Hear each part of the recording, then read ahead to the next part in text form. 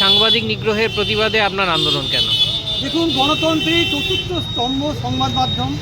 সাংবাদিকরা তার প্রধান ভূমিকা অবলম্বন করে। তারা অক্লান্ত পরিশ্রম করে নিজের জীবনের ঝুঁকি নিয়ে সকাল সন্ধ্যে রাত্রে দুপুরে সব সময় ছুটে চলেছে খবর সংগ্রহ করার জন্য। এই খবরের মাধ্যমে মানুষ কোথায় কী ঘটছে জানতে পারে। সংবাদ মাধ্যম যদি না থাকতো, সাংবাদিক না থাকলে কখনোই মানুষ খবর জানতে পারতো না। আমি গত 40 বছর ধরে এইভাবে আমি বিভিন্ন সমাজ সচেতন করছি, তার সঙ্গে সাংবাদিক নিগ্রহ নিয়ে সব সময় জেলায় জেলায় পথে নামি। আমি 23টি জেলায় ঘুরে বেড়াই বিনা পারিশ্রমিকে। ঠিক তেমনি আজকে আমি হুগলি জেলার শ্রীরামপুরে এসেছি। এখানে আমি সারা রাজ্যের উদ্দেশ্যে, রাজ্যের জেলায় জেলায় সাংবাদিকদের উদ্দেশ্যে বার্তা দিচ্ছি, সাংবাদিক নিগ্রহ বন্ধ হোক।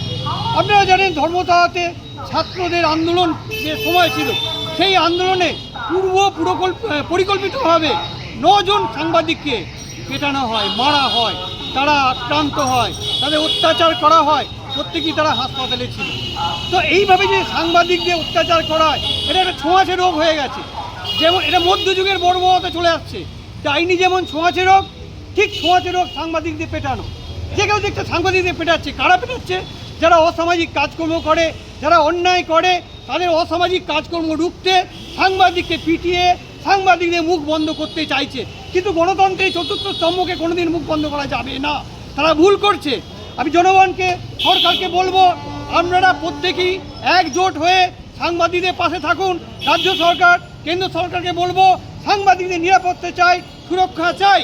সাংবাদিকদের নিরাপত্তা না দিলে, সুরক্ষা না দিলে এবং যারা দোষ করছে তাদের কঠিন শাস্তি না দিলে সাংবাদিকরা কখনোই সুরক্ষিত হবে না, সাংবাদিক রক্ষা করা যাবে না।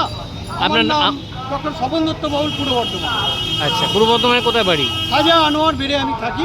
আমি রাষ্ট্রপতির প্রশংসিত শিল্পী ডক্টর স্বপন দত্ত বাউল। ঠিক।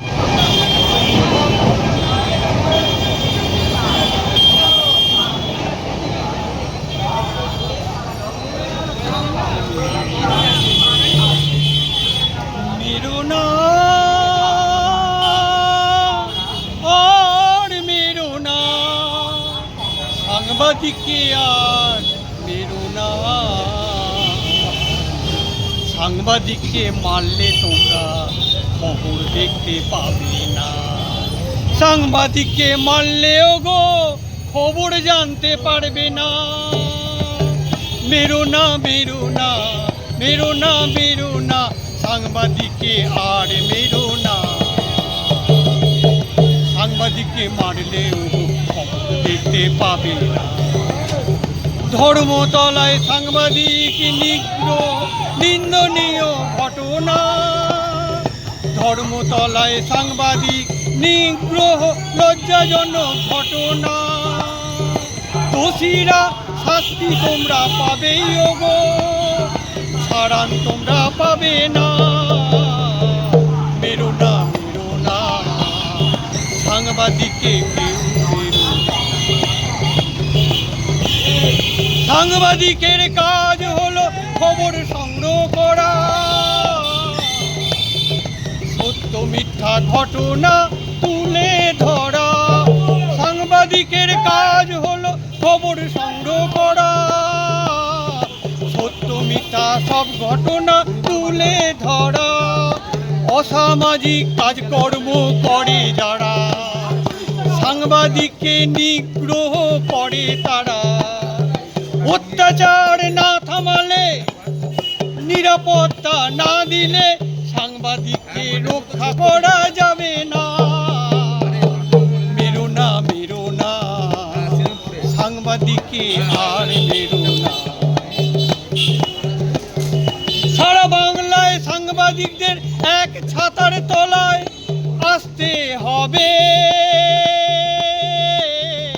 সাংবাদিককে একজোট হতে হবে।